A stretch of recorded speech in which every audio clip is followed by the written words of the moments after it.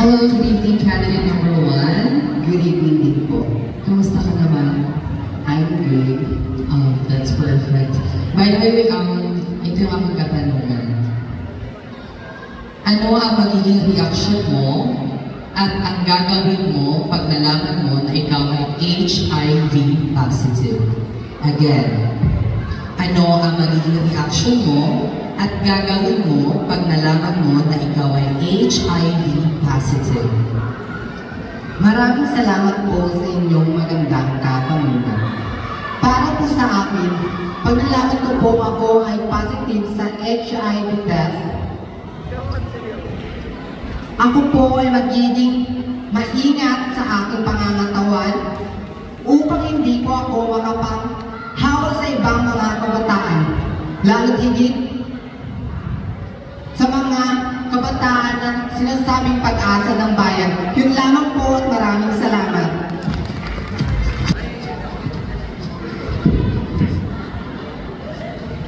Good evening, Queen of Kulot Interior. Hi ma'am, good evening.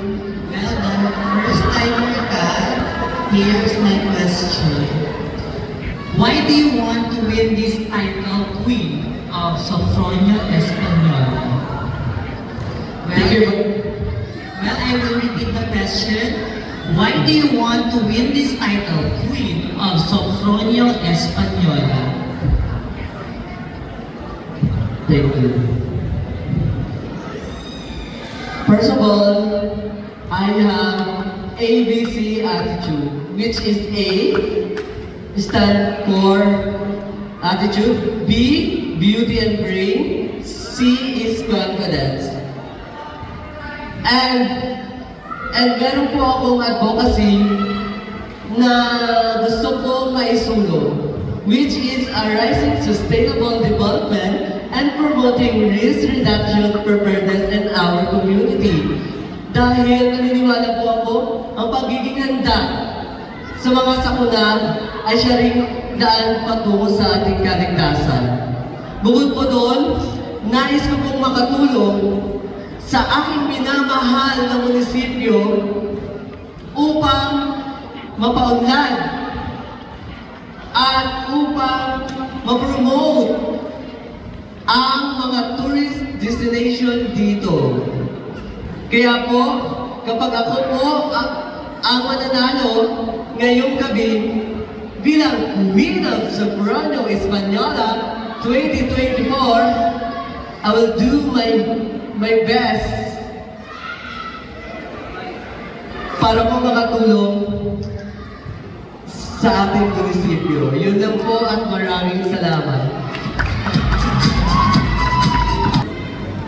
Hello, good evening, candidate number three. Good evening po. Okay, ito yung katanungan mo. Paano mo maipapaliwanag sa isang bata ang kasariang LGBTQIA+? Again, paano mo maipapaliwanag sa isang bata ang kasariang LGBTQIA+? Thank you po sa maganda niyong katanungan. By the way, maraming salamat po sa nagsusuporta sa akin. Lalo mo na po sa aking kabarangay na tagapunan dyan. Thank you po.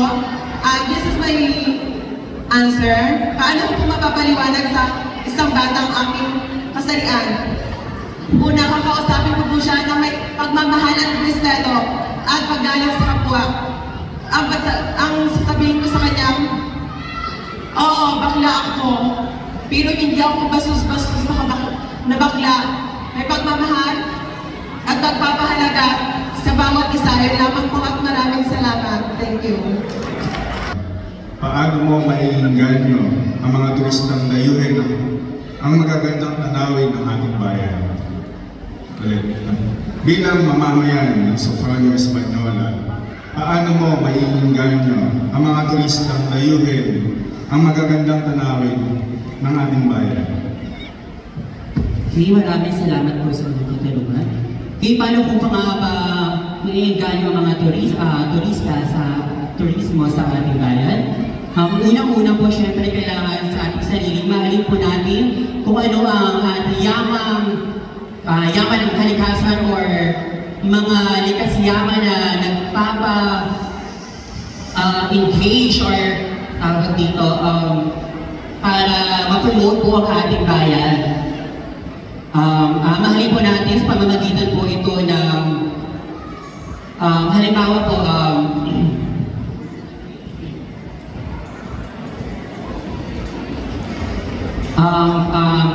sa paggamit po ng social media.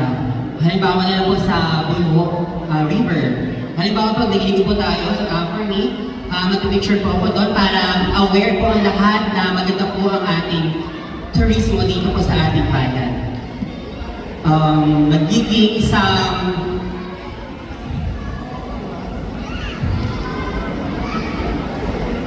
isang ano po ako role para po malaganang aspekto po ang mga turismo po dito sa ating bayan. Dapat dahil social media, sa mga friends po, sa mga kilala sa iba't ibang bayan para po makilala po ang ating bayan. Yun lamang po, maraming salamat.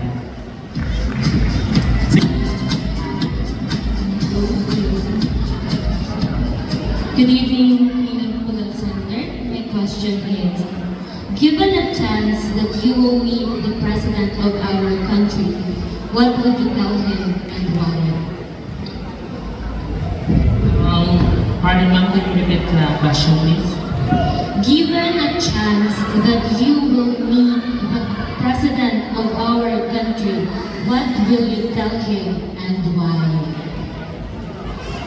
Good evening. If I will be given a chance to face the President, ang una ko sasabihin, maglaan ng pondo, especially sa LGBTQ community, sapagkat nakikita ko na hindi sapat yung fund na binibigay ng bawat society sa amin, especially funds na livelihood sa LGBT, sapagkat hindi limit sa ating sa kaalaman, ang LGBT ay karamihan ay yung sideline lang, nag-makeup, nagpa-parlor, walang stable na trabaho, walang diploma. Then, pag merong livelihood ng pondo para sa LGBT, magkakaroon sila sapat na puhunan upang magtayo ng mga negosyo at magagamit nila yung kinikita nila upang mag-aral, sapagkat kung makikita natin maraming LGBT ang hindi nakapagtapos. At naawa ako na hanggang doon lang at maraming tao nakikita na yun lang alam nila magpaganda, mag-budget. Kung lahat na LGBT ay may diploma, tataas ang tingin ng bawat isa sa atin. Sapagkat naniniwala ako that education will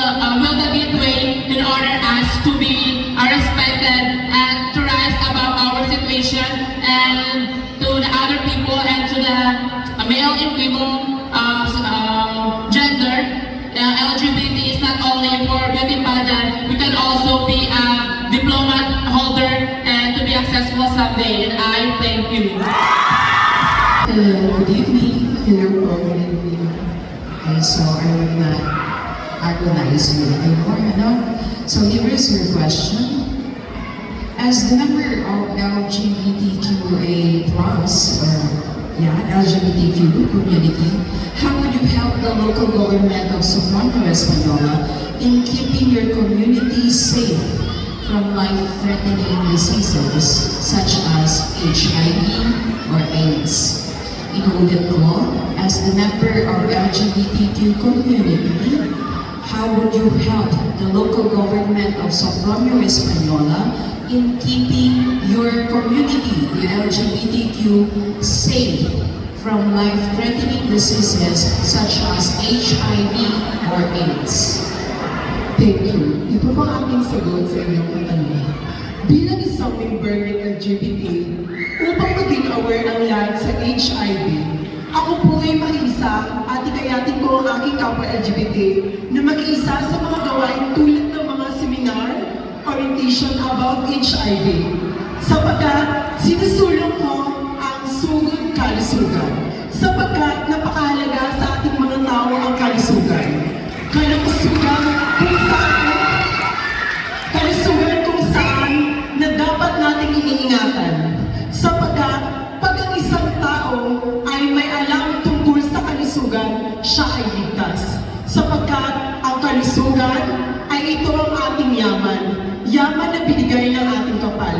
Kaya upang maging aware ang lahat sa HIV, sa aking mga kapwa LGBT, sa mga taong nandito ngayon, tayo po ay ugalingin natin kumatin sa mga seminar about sa mga kalusugan. kalusugan upang maging alert tayo sa anumang sakit at anumang lunas na mga sakit upang sa ganon ay maiwasan nating lumala kung anuman ang makaramdamang ating nararamdaman. Thank you.